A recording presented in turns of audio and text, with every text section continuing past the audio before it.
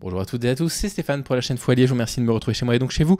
Ça y est, la terreur woke frappe en France. Ils avaient raison, tous les influenceurs d'extrême droite avaient raison, ils avaient raison de dénoncer le wokisme puisque un professeur d'université à Nice a été suspendu de ses fonctions simplement pour avoir déclaré qu'un homme était différent d'une femme. C'est en tous les cas ce qu'ont déclaré des écrivains, des auteurs d'un ouvrage qui s'appelle Face à l'obscurantisme woke. Voilà, ils avaient déclaré ça lors d'une interview que un professeur d'université avait été suspendu de ses fonctions à Nice à partir de 2021 parce qu'il avait simplement dit que les femmes et les hommes n'étaient pas les mêmes.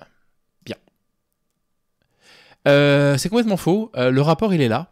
Voilà, le rapport universitaire de tout ce qui s'est passé est là. Et en réalité, la suspension, elle est quand même consécutive à pas mal de faits qui leur sont reprochés.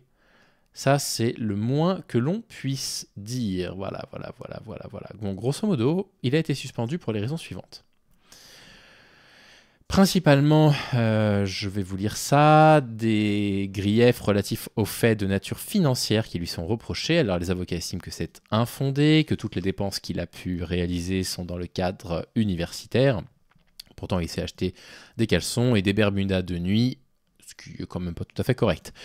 Il y aurait également des griefs qu'il nie à propos de propos de nature sexiste, sexuelle, des faits de harcèlement moral, des faits de harcèlement sexuel, des violences sexistes, des violences sexuelles, une atteinte à la dignité et à la probité, une atteinte aux propos discriminatoires, tentative d'obstacle à un recrutement, une atteinte à la considération et à la réputation du service public de l'enseignement supérieur et à celle de l'Université Côte d'Azur. Mais ils disent que soit c'est infondé, soit d'accord, mais c'était des échanges privés sur une messagerie privée. Et donc, il estime que la sanction est disproportionnée. Voilà, en l'occurrence, il va être suspendu de l'amende qu'il devait à l'université. Mais voilà, pour le reste, je crois qu'il a repris son travail. Me semble-t-il, ça doit être indiqué à la fin du communiqué, je crois. Absolument.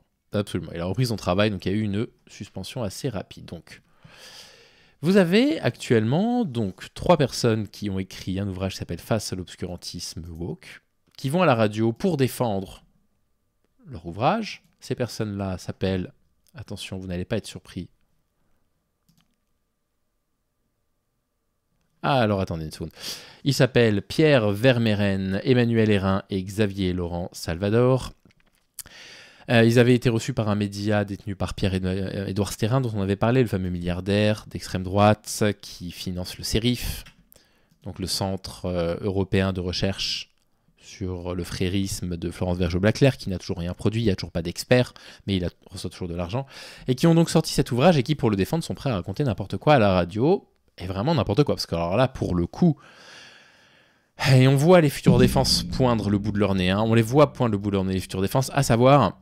Oui, mais c'est une forme de wokisme. C'est par wokisme en fait qu'on nous en veut, alors qu'on voit que le mec il est quand même accusé de faits de violence sexiste, de violence sexuelle, etc. Et que ça n'a strictement rien à voir avec des déclarations sur le fait que les hommes et les femmes puissent être différents. Donc ça, c'est des trucs qui sont inspirés de sortes d'histoires américaines qui sont souvent des faits divers, parfois déformés, parfois inventés, mais très souvent exagérés, ou exactement pour les mêmes raisons. C'est pas du tout ces raisons-là. Quand on lit parfois un professeur à telle université a été exclu parce qu'il a mégenré un de ses élèves, en réalité, quand on va lire l'article, ce qu'on voit, c'est que non seulement il a mégenré son élève, mais surtout il lui a expliqué que comme cet élève était trans, c'était un monstre de la nature, etc. Donc très souvent, vous voyez, il se garde bien de nous raconter les histoires communes. Cet ouvrage, vraiment, très sincèrement, on ne comprend pas.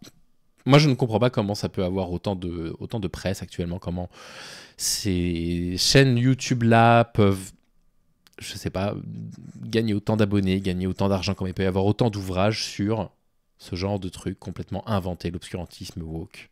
Bref. Le wokisme est aujourd'hui un mouvement bien identifié et analysé. Alors, il est ni bien analysé ni bien identifié, car personne n'est capable de le définir correctement. Le wokisme, on ne sait pas très bien ce que c'est.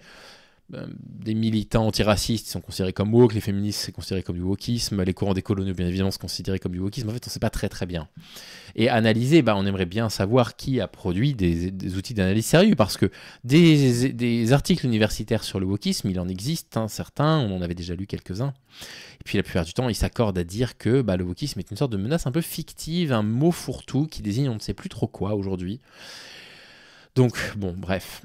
Se parant de la légitimité universitaire en se réclamant d'une démarche scientifique, cette idéologie n'en constitue pas moins une formidable régression de la rationalité et de l'universalisme. Voilà, donc encore une fois une attaque de l'universalisme. Alors l'universalisme, quand vous entendez ce mot dans la bouche de ces personnes-là réactionnaires, ça veut dire une seule chose. L'universalisme, ça veut dire l'homme blanc. C'est l'homme blanc qui est universel. Et tout ce qui va dévier de l'homme blanc est politique à leurs yeux. Ça, c'est un mème qui était formidable, qui circulait sur les réseaux sociaux, qui disait en fait, il n'y a que deux genres, homme et pas femme politique. Il n'y a que deux types de sexualité, hétérosexuelle et pas n'importe quelle autre sexualité, mais politique. C'est-à-dire qu'en fait, vous avez des gens, dès qu'on présente une figure qui n'est pas une figure masculine, blanche, hétérosexuelle, qui disent si c'est ce personnage-là qui est représenté dans le film, le roman, le série de jeux vidéo, c'est qu'il y a une volonté politique. Voilà. Et c'est désastreux. Et c'est exactement ça, ce qu'ils entendent ça par universalisme. Ce qu'ils entendent par universalisme, c'est l'homme blanc. Parce que l'universalisme, par définition, si on prend du coup des valeurs intrinsèques, je sais pas, universelles qu'on devrait tous partager, comme, je sais pas, la tolérance de l'autre, et ben on reconnaîtrait, par exemple, le droit à l'autodétermination des personnes trans, par exemple. Ou on reconnaîtrait que n'importe quel être humain, quelle que soit sa condition sociale, sa couleur de peau, la religion, ou l'absence de religion qu'il ou elle pratique, mérite exactement le même respect. Sous ces atours vertueux, ce dogmatisme fait le lit de l'obscurantisme. Beaucoup de mots pour pas dire grand-chose.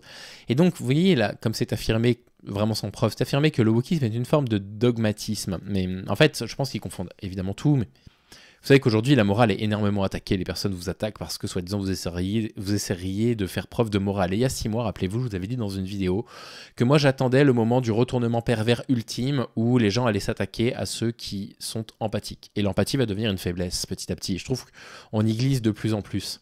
Et moi, j'aimerais bien, si vous voulez, essayer de leur donner raison sur certains points, mais il parle de dogmatisme qui fait le lit de l'obscurantisme, mais qui est allé sur une chaîne de radio pour prétendre qu'un professeur à Nice n'aurait été sanctionné pendant 3 mois que parce qu'il aurait dit les hommes et les femmes sont différents? Qui a osé dire ça? Alors qu'en réalité, on s'aperçoit qu'il y a un dossier colossal sur son dos. Et que c'est même pas qu'il dit qu'il n'y a pas de problème d'échange à caractère sexuel, c'est qu'il dit oui, non, dans le cadre privé. D'accord, sur des messageries privées. Ah bah oui, excusez-nous, hein. Né dans les départements de sciences humaines, la pseudo-science militante envahit désormais la médecine et les sciences dures et étend son influence au-delà de l'université. On aimerait bien savoir comment la médecine pourrait être influencée par des courants décoloniaux, par exemple, ou par le féminisme. Vous voyez à quel point ces gens sont vraiment dans une forme de panique totale. Et j'aimerais bien savoir, je ne sais pas, aux physiciens, par exemple, qui étudiaient, je ne sais pas, les différentes couches des atomes, d'électrons des atomes. Est-ce que le wokisme vous force à prétendre qu'il n'y aurait pas, je sais pas, 14 électrons parfois pour le carbone, parfois 13. Est-ce que le wokisme vous force à dire « Ah non, non, non, hein, tous les atomes sont exactement les mêmes ?» C'est débile, évidemment, tout ça est stupide. Donc, elle s'impose par l'intimidation. Alors, on aimerait bien savoir qui intimide sur les réseaux sociaux, hein, l'extrême droite ou la gauche. Hein. On aimerait bien savoir. Hein. Donc on a à gauche évidemment des personnes qui réclament plus de justice sociale et qui mettent des pressions sur certains vidéastes en disant il faut faire attention quand vous parlez de tel ou tel sujet, évidemment. Hein. Mais l'intimidation, ça n'est pas un truc de woke. Hein. Qui récuse toute critique en l'assimilant à une panique morale, bah oui, voilà, hein, de fait. Et puis on aimerait savoir qui interdit en permanence tout, qui retire des ouvrages de la vente, etc. etc. Bon. Bref, c'est pourtant une réalité, la déconstruction systématique du savoir, mais le wokisme ne vise pas la déconstruction du savoir. Alors s'il parle des gender studies, les gender studies n'ont même pas visé à déconstruire la question du genre, mais simplement à la réfléchir, et à réfléchir politiquement, à réfléchir sur ce que la notion de genre pouvait impliquer pour un individu qui ne se sentirait pas du genre duquel il était assigné à la naissance. C'est pas une idée de déconstruire la totalité des choses que l'on sait en sciences, simplement une idée de se dire, maintenant qu'on avance, qu'on a réussi à avoir une meilleure compréhension de certains éléments, comment on peut les comprendre dans un contexte social en 2025? Est-ce qu'en 2025, on considère que toutes nos connaissances sont acquises, ou est-ce qu'on peut encore continuer à travailler sur notre compréhension de ce que serait par exemple le genre, de ce que c'est que l'autodétermination, etc. Ça trahirait apparemment tout l'esprit scientifique au cœur des institutions chargées de sa défense, et ça aggraverait le déclin de l'enseignement. C'est pas du tout les politiques macronistes et les politiques PSistes par le passé, et puis de Sarkozy évidemment, qui retire chaque année un tout petit peu plus de budget à l'éducation nationale. Non, c'est le wokisme. Hein. Le déclin de l'enseignement, voilà, c'est pas les politiques qui cherchent absolument à récupérer de l'argent sur nos services publics. Bref, ça forge un monde de post-vérité. Ah, tiens, c'est pas vous qui êtes allé faire croire sur une radio qu'il y avait un prof d'université à Nice sanctionné pour avoir dit que les hommes et les femmes étaient différents? Bref. Où s'engouffre une jeune génération condamnée à la déraison. C'est débile. En fragilisant le socle de référence commune, voilà, vous voyez, pour vous, c'est une fragilisation. Pour eux, c'est une fragilisation. on parle quand même de courant de pensée, là, oui, ce que je veux dire, il y a quand même des chercheurs, des chercheuses, il y a même des philosophes là-dedans qui travaillent sur ces questions-là. Et puis les militants sont parfois parfaitement bien formés aux méthodes universitaires. On ne le cesse de le voir sur Internet avec des intervenants qui sont passionnants, qui écrivent des ouvrages passionnants, mais pour eux, c'est une fragilisation. En réalité, ça fragilise la vision un petit peu passéiste, imaginaire qu'ils ont du pays. Ça, c'est sûr que ça fragilise ça.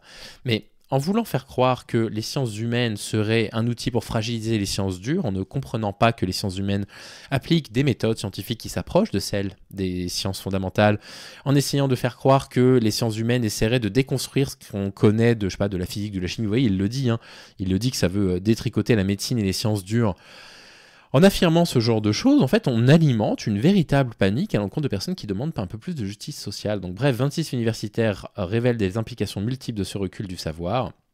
Bon, l'une des premières personnes à avoir participé à un recul du savoir, c'est l'un de ces 3 auteurs ou autrices qui est allé parler à la radio pour raconter absolument n'importe quoi sur un prof à l'université à Nice qui apparemment est un énorme agresseur sexuel, mais qui, miraculeusement, dans leur bouche, aurait été suspendu pour avoir dit que les hommes et les femmes n'étaient pas pareils.